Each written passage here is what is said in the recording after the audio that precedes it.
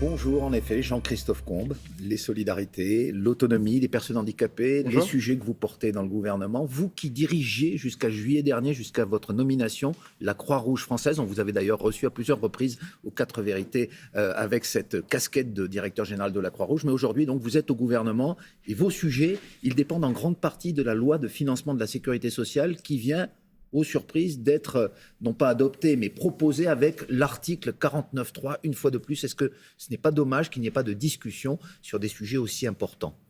Alors, c'est une partie de la loi de financement de la sécurité sociale qui, pour l'instant, a fait l'objet effectivement la partie recette qui a fait l'objet du 49.3 déposé par la Première ministre. On aura des discussions sur la quatrième partie qui est celle des dépenses. Et donc, c'est là où on va parler du financement des gardes d'enfants, qu'on va parler des maisons de retraite, qu'on va parler des services d'aide à domicile.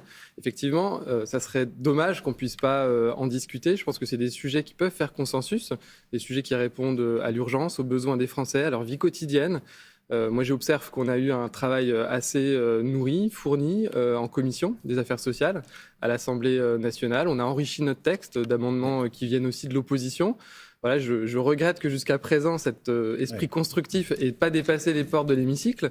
Mais voilà, on va voir ce qui va se passer la semaine prochaine. Mais pardon, mais l'opposition, en fait, c'est un peu un dialogue de sourds, vous reproche précisément de ne pas vouloir cette discussion et d'avoir dégainé, alors c'est la partie recette, certes, on verra ce qui se passe pour la partie dépenses, mais d'avoir dégainé ce 49.3 quasiment tout de suite, avant même qu'il y ait une discussion. Je rappelle, 1,5 milliard de plus pour la branche autonomie, 1,6 milliard pour la branche famille. Est-ce que ça ne valait pas la peine, effectivement, d'en discuter plus au fond ? On va discuter de ces dépenses la semaine prochaine, mais effectivement, les deux premières parties ont été rejetées après des discussions qui ont été difficiles, où le projet a été dénaturé. Donc ça n'avait plus de sens en fait que de continuer à discuter. Et on voit bien que l'opposition aujourd'hui est dans une opposition et dans une obstruction qui fait que bien, nous, on doit prendre nos responsabilités. La France doit avoir un budget, on doit pouvoir répondre encore une fois à l'urgence et aux problèmes du quotidien des Français. Alors justement, vous parlez d'urgence, vous êtes un peu le ministre des urgences. Parmi les actions que vous avez à mener, il y a aujourd'hui des effectifs qui manquent, Monsieur Combe, dans les crèches, dans les aides à domicile, pour les soignants en EHPAD. Et il y a encore d'autres secteurs. Quelles sont les actions concrètes que vous allez mettre en œuvre dans les prochaines semaines, dans les prochains mois pour y remédier ?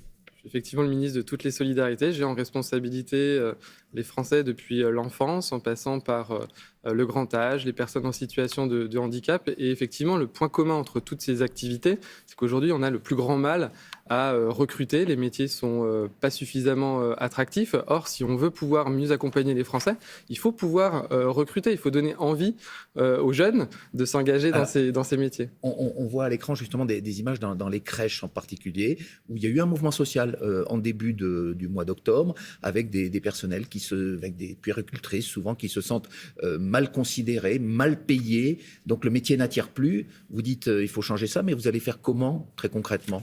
Très concrètement, j'ai été nommé le 4 juillet. Le 11 juillet, je réunissais un comité de filière petite enfance, donc des représentants de l'ensemble du secteur, pour travailler avec elle à cette question de l'attractivité.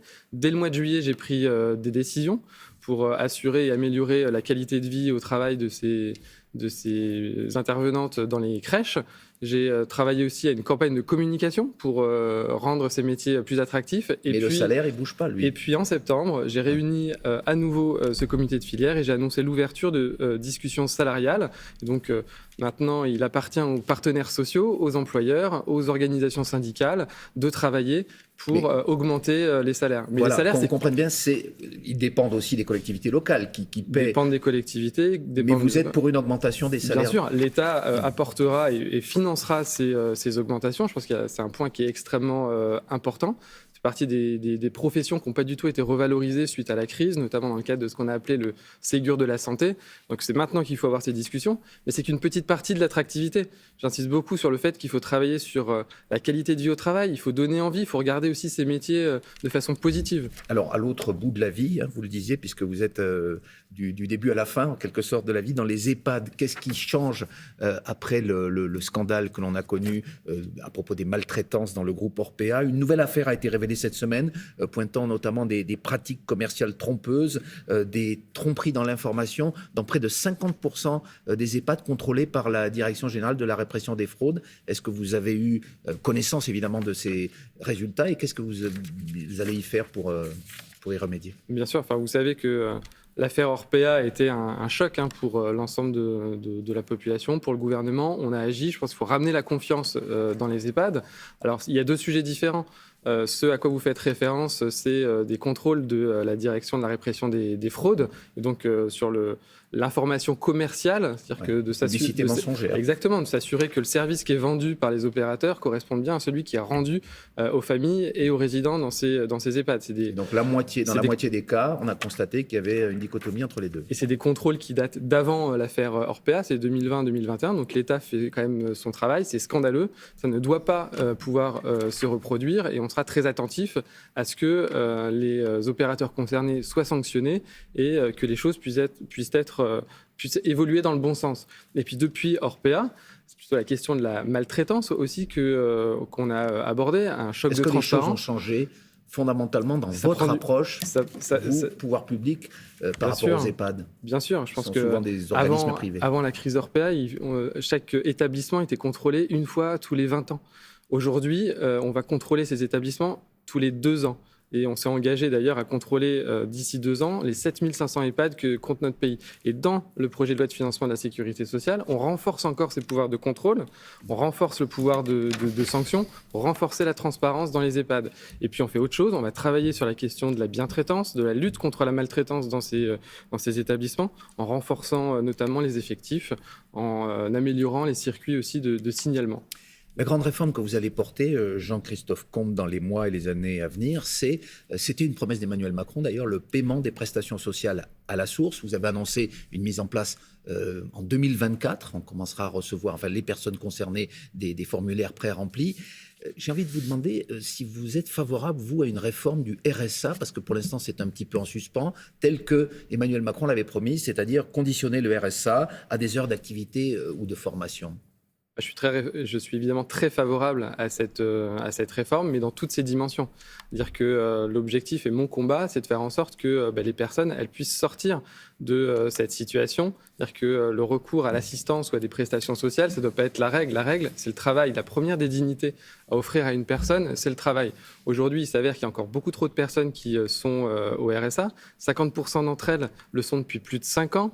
20% d'entre elles n'ont jamais connu aucun accompagnement, donc c'est qu'il y a un problème dans notre système. Et donc la réforme, elle va viser à mieux accompagner ces personnes, à dire qu'il y a aussi des droits et des devoirs. Vous avez dirigé la Croix-Rouge, vous vous souvenez des arguments qui avaient été invoqués lorsqu'Emmanuel Macron avait fait cette proposition, c'était qu'en gros on disait que les personnes qui étaient au RSA n'avaient pas envie de travailler, n'avaient pas envie de retrouver une activité et finalement se contentaient de toucher cette prestation.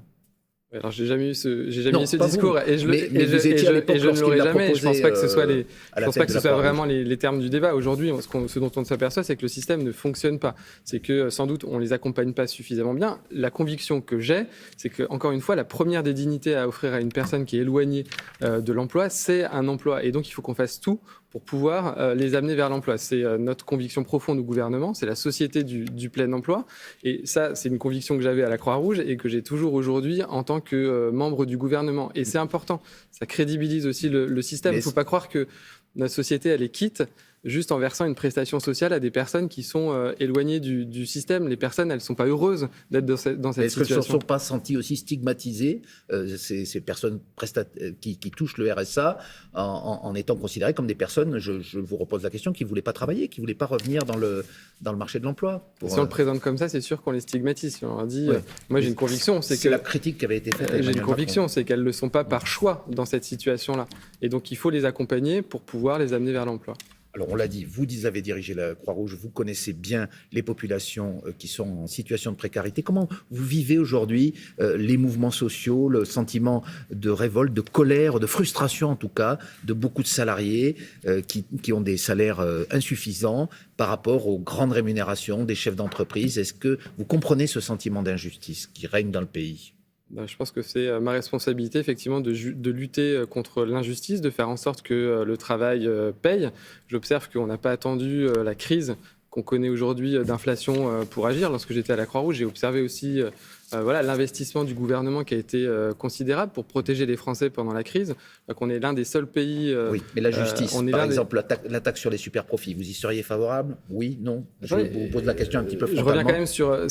C'est fondamental ce qui s'est passé pendant la crise sanitaire. On a aidé et on a accompagné les ménages les plus modestes. La pauvreté n'a pas augmenté. Les inégalités se sont réduites. C'est ça la justice. Et c'est ce qu'on fait aujourd'hui. Depuis juillet, on a été l'un des premiers pays à intervenir de façon massive pour protéger les Français contre l'inflation. Et sur les super-profits, vous y seriez favorable?